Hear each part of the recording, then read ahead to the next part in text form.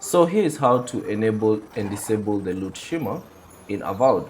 So Loot Shimmer basically allows you to spot lootable objects easily on the map. So as you can see, there's this glowing effect on a lootable object or an item. So you can enable it and disable it.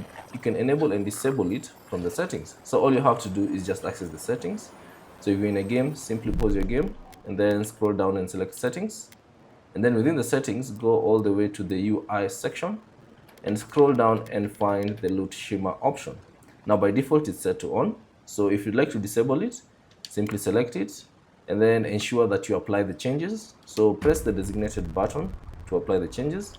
And once you go back to the game, you can notice that the glowing effect is no longer there, it's no longer visible.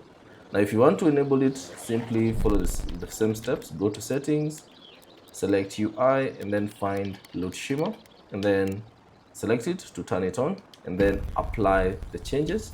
Then once you go back, you should now see the Loot Shimmer feature enabled on your game. And that's basically it on how to enable and disable this feature on Avowed. Thanks for watching. If you have any questions, leave them down in the comment section below. And if you found this video useful, consider leaving a like and subscribe to the channel.